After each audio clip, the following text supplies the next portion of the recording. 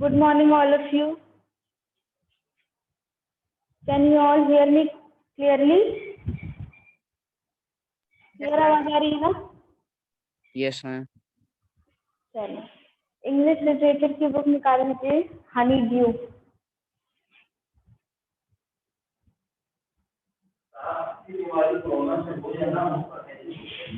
हाँ,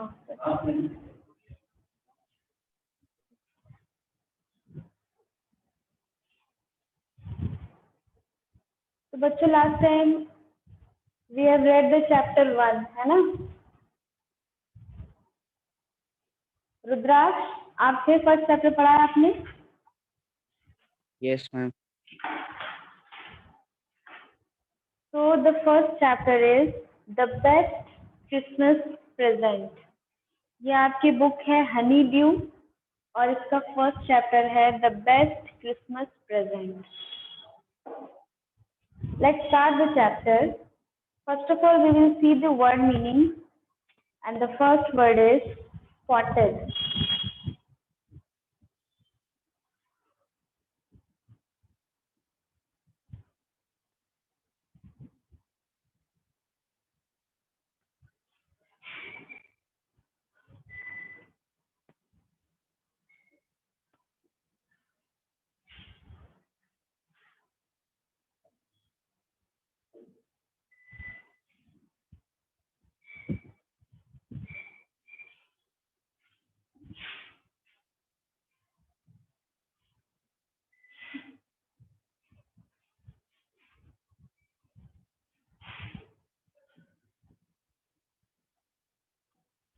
What is the meaning of spotted?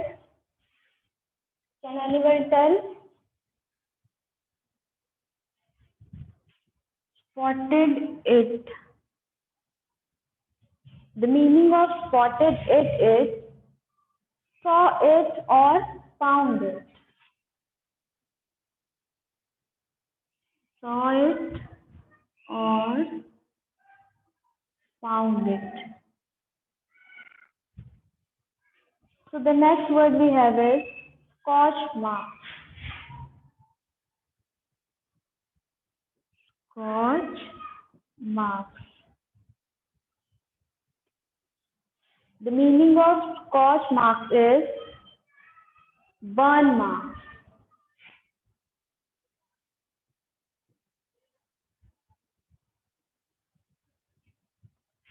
The next word is was going for.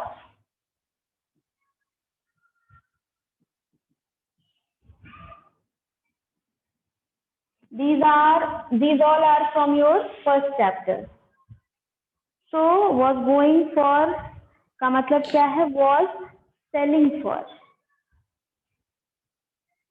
Was selling for. देखो, spotted it का मतलब है saw it या found it, देखना या पा जाना। स्कॉच मार्क का मतलब है बर्न मार्क, मतलब जले हुए निशान, जलने का निशान जो होता है। वॉज गोइंग फॉर का मतलब वॉज सेलिंग फॉर, बेचने के लिए। रीस्टोर, रीस्टोर का मतलब बताओ Rudraksh. Tell me the meaning of restore.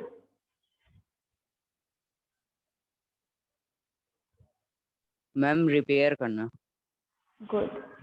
The meaning of restore is repair, मतलब दोबारा से उसको बना दे।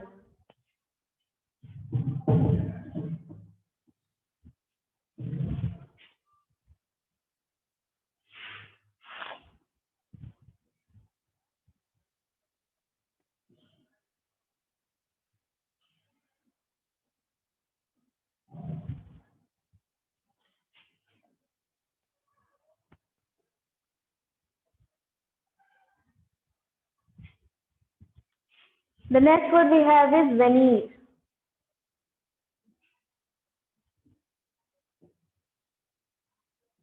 So what's the meaning of this word? A thin layer of plastic. A thin layer of plastic. The meaning of veneer is a thin layer of plastic. Next word we have is taken their toll on.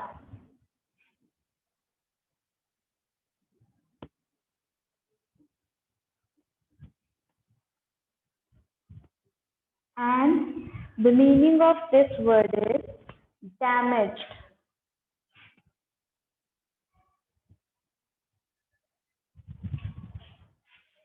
Next word is stuck fast. Stuck fast. Meaning of stuck fast is shut tight.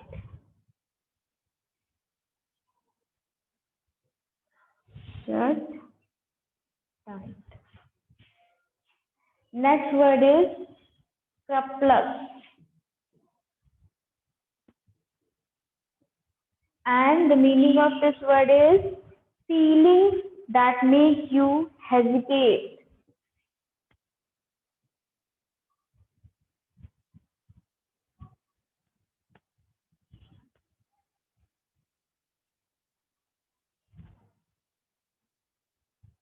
तो vernier का मतलब क्या था? A thin layer of plastic, किसी भी would या किसी भी फर्नीचर पर या किसी चीज पर पतली सी जो प्लास्टिक की लेयर होती है ना, उसको कवर करने के लिए वो। और टेकन देयर टोल ऑन का मतलब क्या था? डैमेज, खराब हो जाना। स्टक फास्ट यानी कि शट लाइट,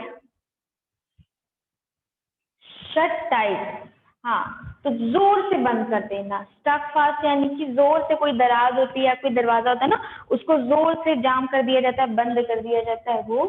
एंड सरप्लस का मतलब यहाँ पर है feelings that makes you hesitate.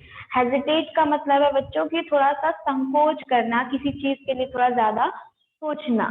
तो यहाँ पर देखो कपलेस का मतलब है feelings that makes you hesitate, मतलब ऐसी फीलिंग्स जो आपको हेजिटेट बना देती है। तो इसके अब यहाँ से हम लोग ये मीनिंग पढ़ लिए हैं। Let's start the chapter. So spotted in the junk shop in Bridport a roll top desk। एक जंक शॉप से मतलब एक पुराने सामान की कोई दुकान थी, पुरानी दुकान थी, वहां से इसको स्पॉटेड, स्पॉटेड मतलब पाया, फाउंडेड, स्पॉटेड पाया। अ रोल टॉप डेस्क, एक डेस्क थी जिस पर काम किया जाता है ना, वो डेस्क।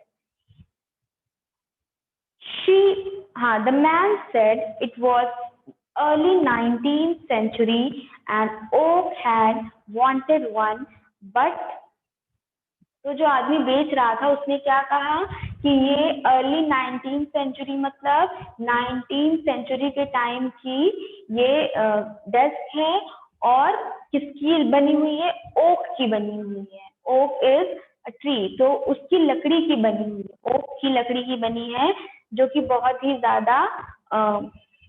बहुत ज्यादा एक्सपेंसिव लकड़ी होती है। तो had wanted one but they were far too expensive. तो जो राइटर है जो बता रहे हैं ये बात, उनको ये इस टाइप की लकड़ी की एक डेस्क चाहिए थी, लेकिन वो जो डेस्क होती है वो बड़ी एक्सपेंसिव होती है, क्योंकि जो ओक की लकड़ी होती है वो काफी महंगी मिलती है।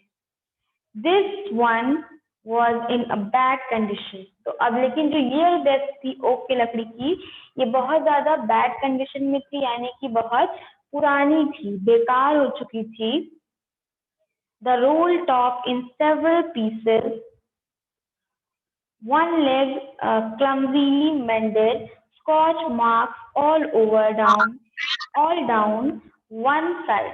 लेकिन जो ये वाली लकड़ी थी ये बहुत ज्यादा पुरानी हो चुकी थी, इसका एक जो लेग था इस टेबल का, डेस्क का, वो टूट चुका था, और स्कॉच मार्क्स मतलब बर्न मार्क्स, तो जो स्कॉच मार्क्स के जले हुए निशान थे वो भी इस पूरे फर्नीचर पर, इस पूरे डेस्क पर दिखाई दे रहे थे। और लेग क्लमजीली मेंडेड, और इसका एक पैर थोड़ा सा हिल रहा था। Scorch marks all over down one made it was going for very little money. और ये अब इतना महंगा सामान था लेकिन बहुत ही पुराना और बहुत खराब कंडीशन में था, इस वजह से ये कम पैसे में मिल सकता था। ऐसी बहुत सारी चीजें होती है ना दुकान में, जो पुराने सामान की दुकान होती है जहाँ पर बहुत महंगी महंगी चीजें भी होती है लेकिन इतनी खराब कंडीशन में होती है कि उसको जो शॉपकीपर होते हैं वो और कम पैसे में बेच देते हैं। तो ऐसा ही कुछ इस डेस्क के साथ भी हुआ था। It would be a risk, a challenge, but I had to leave it, have it. तो जो आदमी है, जो राइटर है, वो सोच रहा है कि इसको मैं ले तो लूं, लेकिन इसको लेने में रिस्क है क्योंकि ये बहुत ज्यादा खराब कंडीशन में है, पता नहीं कितने दिन चलेगी कितने दिन नहीं, लेकिन फिर भी मुझे ऐसा कुछ चाहिए ही था। So I paid the man and brought it back to my workroom at the back of the garage. तो मैंने उस आदमी को इसके पैसे चुकाए और उसको लेकर अपने गैरेज में चला गया, मतलब अपने घर चला गया। I began work on it on Christmas Eve, और मैंने इस पर काम करना शुरू कर दिया, मतलब उसको ठीक हालत में उसको बनाना शुरू कर दिया कि यूज करने लायक हो जाए। और वो कौन सा दिन था? वो क्रिसमस का ईव था, यानी क्रिसमस की शाम थी, क्रिसमस का दिन था जब मैंने ये डेस्क को रिपेयर करना स्टार्ट किया। I remove the role top मतलब जो ऊपर के लेयर पे जो लगी थी ना पॉलिथीन, उसको मैंने हटाना शुरू किया। And pull out the drawers, और जो उसके ड्रॉवर्स थे उनको खींचना शुरू किया, खोलना शुरू किया। The veneer had lifted almost everywhere. What is the meaning of veneer? बताइए।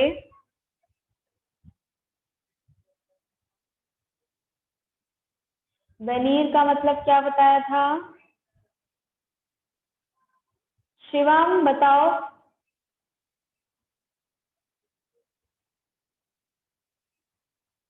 कौन बताएगा? रुद्राक्ष, शिवम, कौन बता रहा है? veneer का मतलब क्या है? मैम प्लास्टिक की एक thick layer, ma'am thin layer. Very good Rudraksh. Veneer मतलब देखो हमने बताया है, लिखा भी हुआ है कि थिन लेयर ऑफ प्लास्टिक, जो उस पर पूरा कवर था वो पूरा मैंने उसको हटाना शुरू कर दिया। The veneer had lifted almost everywhere. It looked like water damage to me. और उसका जो प्लास्टिक था वो भी हर जगह से उखड़ा हुआ था और देखकर ऐसा लग रहा था कि पानी से खराब हुआ है। Both fire and water had clearly taken their toll on the desk. Toll मतलब damage. तो ये कह रहा है कि पानी और आग दोनों ने इसको डैमेज किया है, दोनों ने मिलकर इसको खराब किया है। The last drawer was stuck fast. जो लास्ट वाला ड्रॉवर था, stuck यानी कि जाम था एकदम, वो एकदम टाइटली बंद था, क्लोज था। I tried all I could to ease it out gently. मैंने पूरी कोशिश कर ली कि किसी तरह से इसको मैं आराम से निकाल लूं, टूट ना जाए ये, लेकिन in the end I used brute force. Last में, अंत में मुझे जोर से फोर्स लगानी पड़ी, यानी कि बहुत ताकत लगानी पड़ी। I struck it sharply with the side of my fist and the drawer flew open to reveal a shallow space underneath a secret drawer. मैंने अपनी फिस्ट यानी कि पूरी कलाइयों की मदद से उसको जोर से खींचा और जब वो ड्रॉवर खुला तो उसके अंदर एक छोटा सा सीक्रेट कोई बॉक्स या कुछ ड्रॉवर रखा था। सीक्रेट ड्रॉवर था, एक छोटा सा सीक्रेट ड्रॉवर था। ड्रॉवर के अंदर एक छोटा ड्रॉवर था। There was something in there, और उसमें उसके अंदर कुछ रखा भी हुआ था, उसके अंदर कुछ था भी। I reached in and took out a small black tin box, sellotaped। हाँ, तो मैं वहां पर गया और मैंने उस जो बॉक्स था उसको निकाल लिया, जो छोटा सा बॉक्स था उसको मैंने निकाल लिया। Sellotaped in the top of it was a piece of lined notepaper and written on it in shaky handwriting. तो उस सीक्रेट जो ड्रॉवर था उसमें एक छोटा सा बॉक्स था जिस पर सेलो टेप चिपका हुआ था और उस पर कुछ लिखा हुआ था और जिसने लिखा था उसने बहुत ही शेकी हैंड राइटिंग में, मतलब बहुत ही हिली सी हैंड राइटिंग में कुछ लिखा था। क्या लिखा था? Jim last letter. उस पर सेलो टेप से लिख कर चिपकाया गया था कि ये जिम का लास्ट लेटर है। इस बॉक्स के अंदर जिम का आखिरी लेटर है। रिसीव जनवरी 29, 1915। जिसको रिसीव कब किया गया है? जनवरी 25 को। कब? 1915 में, सन 1915 में। To be buried with me when the time comes। और उस पर ये भी लिखा था कि इस बॉक्स को, इसके अंदर जो लेटर है उसको मेरे साथ दफना दिया जाए जब मेरा एंड आएगा, जब मेरा अंतिम समय आएगा, तब ये बॉक्स भी मेरे साथ दफना दिया जाना चाहिए। आया? आवाज आ रही है? यस मैम, आ रही है। तो to be buried with me when the time comes, जब मेरा समय आ जाएगा तो मेरे साथ ही इस बॉक्स को दफना दिया जाए। I knew as I did it that it was wrong of me to open the box। मुझे पता था कि उस बॉक्स को खोलना गलत होगा। मैं जानता था कि ये अच्छी बात नहीं है कि मैं उस बॉक्स को खोलूं, लेकिन but curiosity got the better of my scrupulous। scrupulous मतलब जो hesitate feeling थी, जो उस बॉक्स को ना खोल पाने की जो फीलिंग थी, वो फीलिंग कैसे हट गई? क्यूरियोसिटी की वजह से वो फीलिंग हट गई। तो मतलब राइटर को ये लग रहा था कि बॉक्स को नहीं खोलना चाहिए, किसी का लेटर जो भी उसमें है उसको नहीं खोलकर देखना चाहिए, लेकिन जो उसकी क्यूरियोसिटी थी, यानी कि डिजायरिंग टू जानने की जो इच्छा थी, उसकी वजह से उसकी ये फीलिंग जो थी वो हट गई, हेजिटेट वाली, और वो बॉक्स खोल दिया। It usually does. और जब भी किसी को क्यूरियोसिटी आती है तो वो व्यक्ति ऐसे काम कर ही देता है। Inside the box there was an envelope. और उस बॉक्स के अंदर एक एनवेलप था, एक लिफाफा था। The address read Mrs Jim McPherson. और उस पर लिखा था एड्रेस, लिफाफे पे, लेटर पे, कि कहाँ पर है ये address? Mrs Jim McPherson, 12 Copper Beeches. जगह का नाम था 12 Copper Beeches, Bradford, Dorset. Bradford, Dorset, पूरा ये एड्रेस था। I took out the letter and unfolded it। मैंने उस लेटर को उठाया और उसको खोल दिया, अनफोल्ड कर दिया। It was written in pencil and dated at the top December 26, 1914। उस पर पेंसिल से डेट लिखी गई थी कि वो लेटर कब का है? दिसंबर 26, 1914। 1914 दिसंबर 26 का। So children, now answer this question. What did the author find in a junk shop? बताओ। आयास, रुद्राक्ष, शिवम, बताइए ऑथर को जंक शॉप में से क्या मिला था?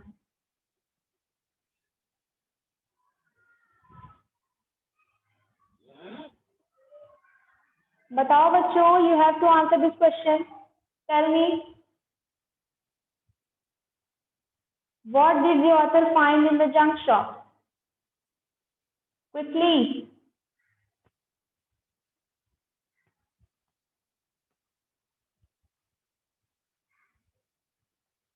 I'm asking to you all. Ayaz, Rudraksh, Shivam.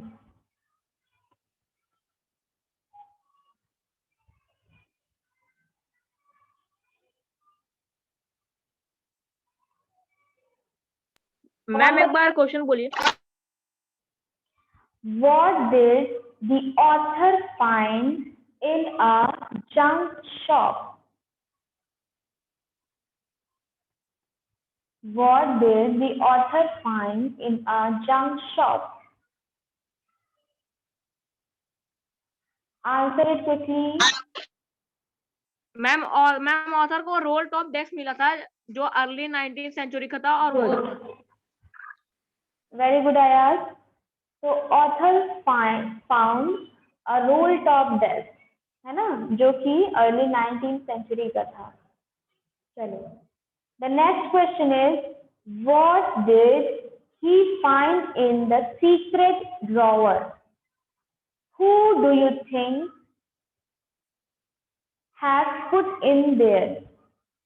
बताओ क्या पाया था ऑथर ने डेस्क में, जो ड्रॉवर था, सीक्रेट ड्रॉवर, उसमें से क्या उनको मिला था?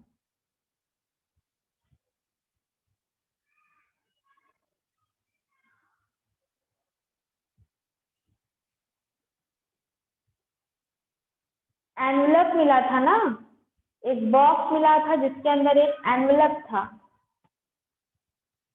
तो अब लेटर में क्या लिखा था?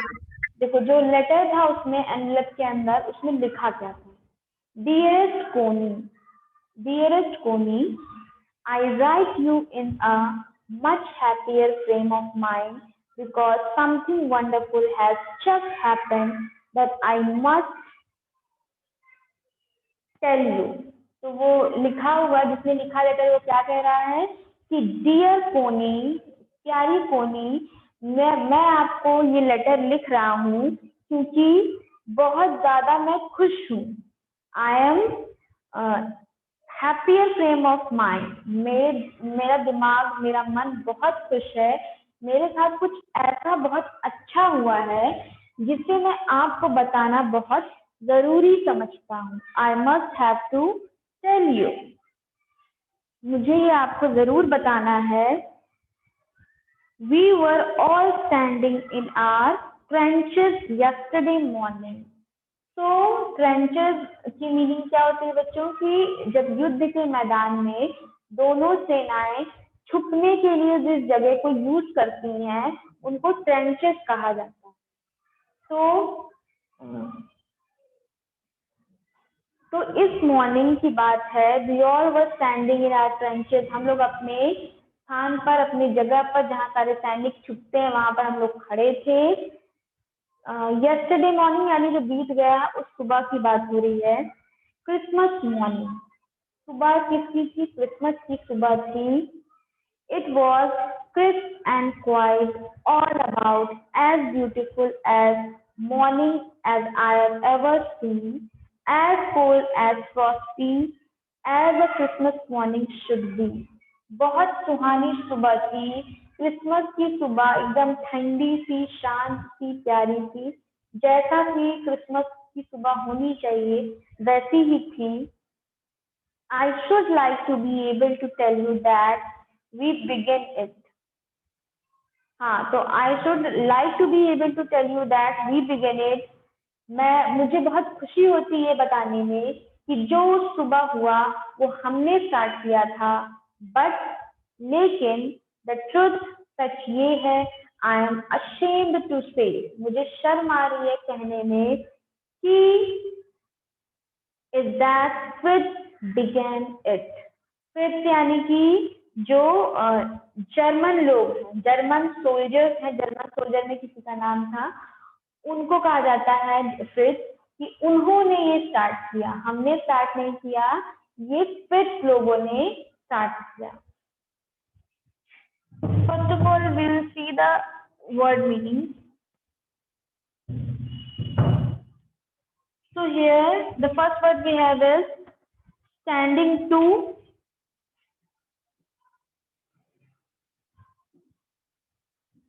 Standing to, and the meaning of this word is taking to positions.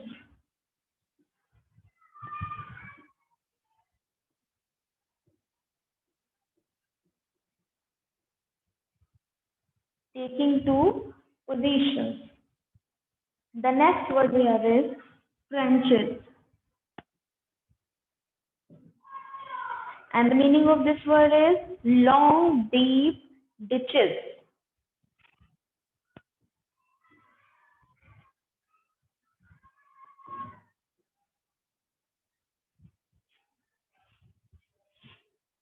In the ground.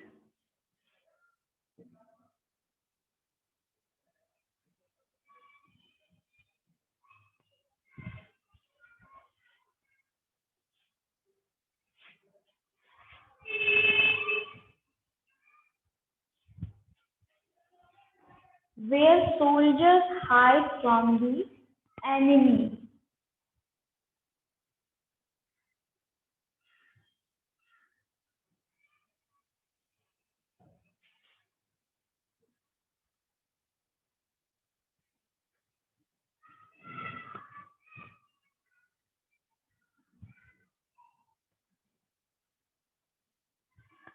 तो ट्रंचेस का मीनिंग क्या है? Long deep ditches in the ground, एकदम गहरा करके कुछ गड्ढे टाइप का बनाया जाता है रहने के लिए। Where soldiers hide from the enemy, यहाँ पर जो सैनिक होते हैं, सोल्जर्स होते हैं, वो दुश्मनों से हाइड करते हैं यानी कि छुपते हैं। Next is Fritz.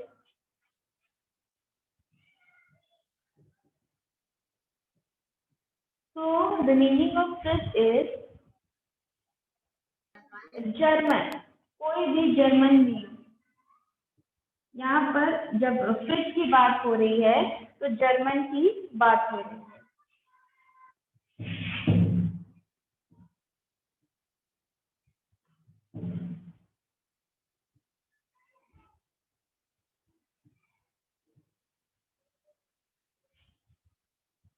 Next is Tommy, जो कि एक इंग्लिश नेम है, यानी कि इंग्लिश सैनिक लोगों के साइड का नेम है। दैट वुड बी दैट,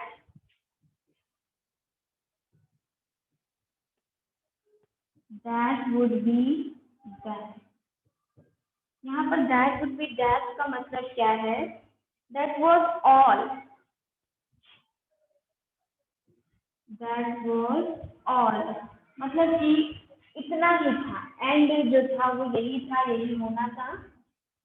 फिर स्नैप,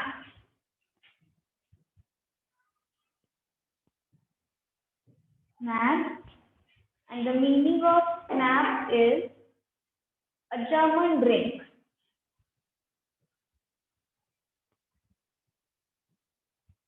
किसी प्रकार का पेय पदार्थ, मतलब जर्मन लोगों के साइड पे, मतलब जर्मन के यहाँ जो पीने का जो ड्रिंक होता है उसको क्या कहते हैं? स्नैप कहते हैं। चलो, the meaning of cello is a musical instrument.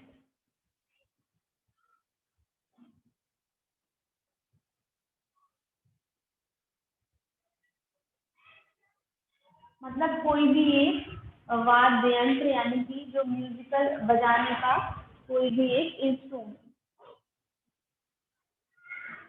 तो